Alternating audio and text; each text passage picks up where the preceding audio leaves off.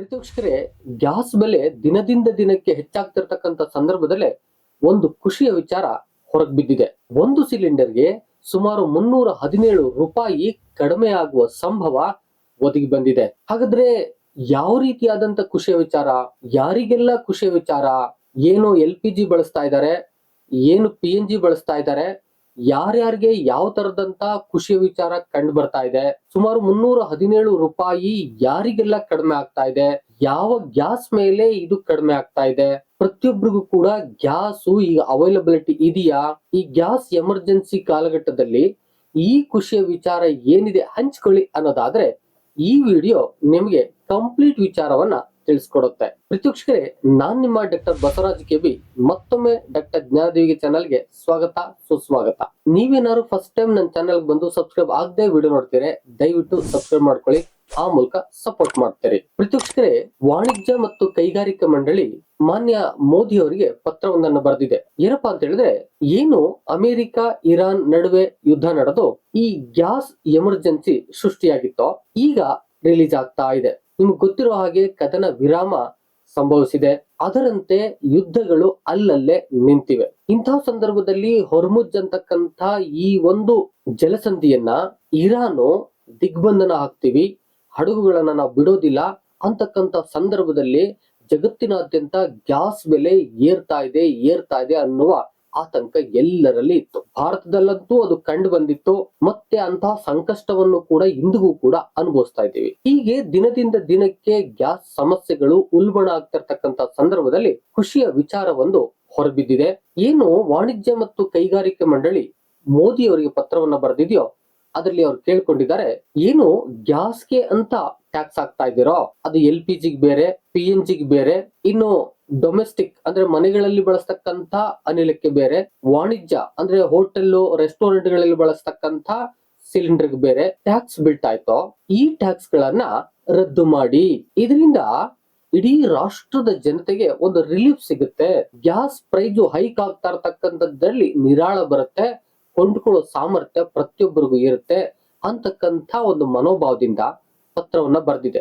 ಈಗ ಆ ಪತ್ರದ ಹಿನ್ನೆಲೆಯಲ್ಲಿ ಏನೇನ್ ವಿಚಾರ, ಗ್ಯಾಸು ಎಷ್ಟಿದೆ, ಟ್ಯಾಕ್ಸು ಎಷ್ಟಿದೆ, ಮತ್ತೆ ಎಷ್ಟು ಆಗ್ಬೋದು, ಈ ಎಲ್ಲ ವಿಚಾರನ ಮುಂದೆ ನೋಡೋಣ. ಪ್ರತಿವೀಕ್ಷಕರೇ, ಪ್ರಸ್ತುತ ಏನು ಈ ಡೊಮೆಸ್ಟಿಕ್ ಸಿಲಿಂಡರ್ ತಗೊಳ್ತಾರೋ ಅಥವಾ ವಾಣಿಜ್ಯ ಸಿಲಿಂಡರ್ ತಗೊಳ್ತಾರೋ ಈ ಸಿಲಿಂಡರ್ ಮೇಲೆ ಟ್ಯಾಕ್ಸ್ ಅಂದ್ರೆ GST ಅಪ್ಲೈ ಆಗುತ್ತೆ. ಇನ್ನು ಏನ್ PNG ಇದೆಯೋ, ಪೈಪ್ ಮೂಲಕ ಗ್ಯಾಸ್ ಅನ್ನ ತಗೊಳ್ತಾ ಇದ್ದಾರೋ ಅಲ್ಲಿಗೆ ಯಾವುದೇ GST ಇಲ್ಲ. ಹಾಗಾದ್ರೆ PNG ಉತ್ತಮ ಅಲ್ವಾ?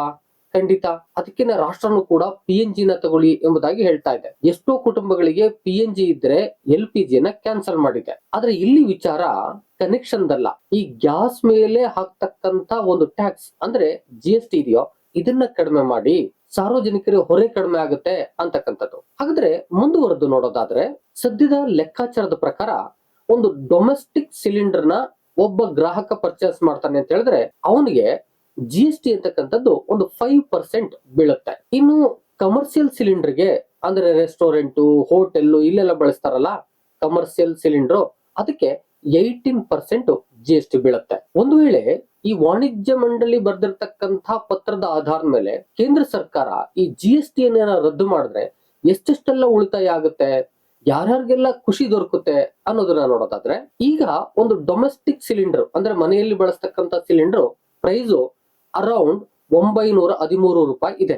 ಇನ್ನು ಇದ್ರ ಮೇಲೆ ಹಾಕ್ತಕ್ಕಂಥ GST ಏನಾದ್ರು ತೆಗೆದಾಕ್ಬಿಟ್ರೆ ಅಲ್ಲಿಗೆ 43 ರೂಪಾಯಿ ಕಡಿಮೆ ಆದಂಗಾಗುತ್ತೆ. ಅಂದ್ರೆ ಅರೌಂಡ್ 869 ರೂಪಾಯಿಗೆ ಒಂದು ಡೊಮೆಸ್ಟಿಕ್ ಸಿಲಿಂಡರ್ ಸಿಗುವಾಗ ಆಗುತ್ತೆ. ಇನ್ನು ಕಮರ್ಷಿಯಲ್ ಸಿಲಿಂಡರ್ ಪ್ರೈಸ್ ಅನ್ನ ನೋಡೋದಾದ್ರೆ ಸದ್ಯದಲ್ಲಿ 2078.50 ರೂಗಳಷ್ಟಿದೆ. ಇದ್ರ ಮೇಲೆ 18% ಈ ಒಂದು ಟ್ಯಾಕ್ಸ್ ಅನ್ನ ಹಾಕ್ಲಾಗ್ತಿದೆ. ಇದೇನಾದ್ರೂ ಕ್ಯಾನ್ಸಲ್ ಆದ್ರೆ ಇವ್ರಿಗೆ ಸುಮಾರು 317 ರೂಪಾಯಿಯಷ್ಟು ಕಡಿಮೆ ಆಗ್ಬಿಡುತ್ತೆ.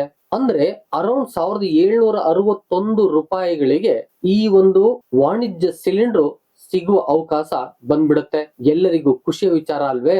Chamber of trade and industry ಅಧ್ಯಕ್ಷರಾದಂತಹ ಬ್ರಿಜೇಶ್ ಗೋಯಲ್ ಅವರು ಮಾತನಾಡಿ, ಜನ ಈ ಬೆಲೆ ಏರಿಕೆಯಿಂದ ಸುಸ್ತಾಗ್ಬಿಟ್ಟಿದ್ದಾರೆ, ಹೀಗೆ ಈ ಗ್ಯಾಸ್ ಮೇಲೆ ಆಗ್ತಕ್ಕಂಥ ಈ ಒಂದು GST ರದ್ದು ಮಾಡಿದ್ರೆ, ಕ್ಯಾನ್ಸಲ್ ಮಾಡಿದ್ರೆ ಒಂದಷ್ಟು ಪರಿಹಾರ ದೊರಕಂಗೆ ಆಗುತ್ತಲ್ವಾ, ಇದನ್ನ ಮಾಡಬಹುದಲ್ವಾ ಕೇಂದ್ರ ಸರ್ಕಾರ ಅಂತಕ್ಕಂತ ಒಂದು ವಾದವನ್ನ ಹಂಚಿಕೊಂಡಿದ್ದಾರೆ. ಇದ್ರ ಮೂಲಕ ಜನರಿಗೆ ಆಗ್ತಾ ಇರ್ತಕ್ಕಂತ ತೊಂದರೆಗಳನ್ನ ತಪ್ಪಿಸಬಹುದು ಅಂತಕ್ಕಂಥದ್ದು ಅವರ ವಾದ ಆಗಿದೆ. ಪ್ರತಿಪಕ್ಷಕರೇ, ಈ ಜಗತ್ತಿಗೆ 20% ಏನು ಅನಿಲಗಳು ತೈಲಗಳು ರಫ್ತಾಗ್ತಾ ಇದ್ವೋ, ಹರ್ಮುಜ್ ಜಲಸಂಧಿಯ ಮೂಲಕನೇ ರಫ್ತಾಗ್ತಾ ಇದ್ವೋ, ಯುದ್ಧದ ಪರಿಣಾಮದಿಂದಾಗಿ ಕಂಪ್ಲೀಟ್ ತೊಂದರೆ ಆಯ್ತು.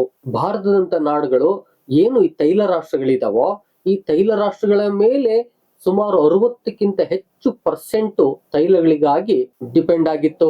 ಇಂತಹ ಸಂದರ್ಭದಲ್ಲಿ ಪ್ರತಿ ಮನೆಯಲ್ಲೂ ಕೂಡ ಗ್ಯಾಸ್ ನ ಹಾಹಾಕಾರ ಉಂಟಾಯ್ತು. ಇನ್ನು ರಸ್ತೆಯಲ್ಲಿ ಓಡಾಡ್ತಕ್ಕಂತ ಆಟೋಗಳು LPG CNG ಗಾಗಿ ಸರ್ಕಸ್ ಅನ್ನೇ ಮಾಡಬೇಕಾಯ್ತು. ಇನ್ನೂ ಕೂಡ ಅದು ಮುಂದುವರಿತಾ ಇದೆ. LPG ಮತ್ತು CNG ಲಾದಂಥ ಅತ್ಯಂತ ಬೆಲೆ ಏರಿಕೆ ಎಲ್ಲರನ್ನ ಹೈರಾಣಾಗಿಸಿದೆ. ಇಂತಹ ಸಂದರ್ಭದಲ್ಲಿ ಏನು ವಾಣಿಜ್ಯ ಮತ್ತು ಕೈಗಾರಿಕೆ ಮಂಡಳಿ ಬರೆದಂತ ಪತ್ರ ಇದೆಯೋ, ಇದಕ್ಕೆ ಕೇಂದ್ರ ಸರ್ಕಾರ ಸ್ಪಂದಿಸಿದ್ದೆ ಆದರೆ ಖಂಡಿತ ಎಲ್ಲರಿಗೂ ಕೂಡ ನಿರಾಳ ಆಗುತ್ತೆ. ಇದ್ರ ಜೊತೆಗೆ ಭಾರತಕ್ಕೆ ಗ್ಯಾಸ್ ಬರುವ ಒಂದು ಅವಕಾಶಗಳು ಜಾಸ್ತಿ ಆಗಿದಾವೆ. ಹರ್ಮುಜ್ ನ ಓಪನ್ ಮಾಡಿದೀನಿ ಅಂತ ಇರಾನ್ ಹೇಳ್ಕೊಂಡಿದೆ. ಜೊತೆಗೆ ಏನು ನೈಸರ್ಗಿಕ ಅನಿಲವನ್ನ ನಾವೆಲ್ಲ ಬಳಸ್ತಾ ಇದೀವೋ, ಇದರ ಬೆಲೆ ಮೊದಲೇ ಅಂದ್ರೆ ಯುದ್ಧ ಆರಂಭ ಆದ ಸಂದರ್ಭದಲ್ಲಿ ಕಡಿಮೆ ಆದ್ರಿಂದ ಒಪ್ಪಂದಗಳನ್ನ ಭಾರತ ಮಾಡ್ಕೊಂಡಿದೆ. ಆ ಒಂದು ನೈಸರ್ಗಿಕ ಅನಿಲಗಳು ಕೂಡ ಯಥೇಚ್ಛವಾಗಿ ಭಾರತಕ್ಕೆ ಬರ್ತಕ್ಕಂತ ಒಂದು ಅವಕಾಶ ಇದೆ. ಇದ್ರ ಬಗ್ಗೆ ಮತ್ತೊಂದು ವಿಡಿಯೋನು ಕೂಡ ನಾನು ಮಾಡ್ತಾ ಇದ್ದೀನಿ. ನೀವು ಇನ್ನೂ ಸಬ್ಸ್ಕ್ರೈಬ್ ಆಗದೇನೆ ವಿಡಿಯೋ ನೋಡ್ತಿದ್ರೆ ದಯವಿಟ್ಟು ಸಬ್ಸ್ಕ್ರೈಬ್ ಮಾಡ್ಕೊಳ್ಳಿ, ಆ ಮೂಲಕ ಸಪೋರ್ಟ್ ಮಾಡ್ತೀರಿ. ಜೊತೆಗೆ ಈ ಮಾಹಿತಿ ನಿಮ್ಗೆ ಏನ್ ಅನಿಸ್ತೋ ತಪ್ಪದೆ ಕಾಮೆಂಟ್ ಮಾಡಿ. ಮತ್ತೊಂದು ಇನ್ಫಾರ್ಮೇಟಿವ್ ವಿಡಿಯೋ ಜೊತೆ ನಿಮ್ಮೊಟ್ಟಿಗೆ ಬರ್ತೀನಿ. ಅಲ್ಲಿವರೆಗೆ thank you and all, love you all. Video ನೋಡಿದ ಪ್ರತಿಯೊಬ್ಬರಿಗೂ ಕೂಡ ಅನಂತ ಧನ್ಯವಾದಗಳು. ಮತ್ತೆ ಭೇಟಿ ಆಗ್ತಿರೋಣ.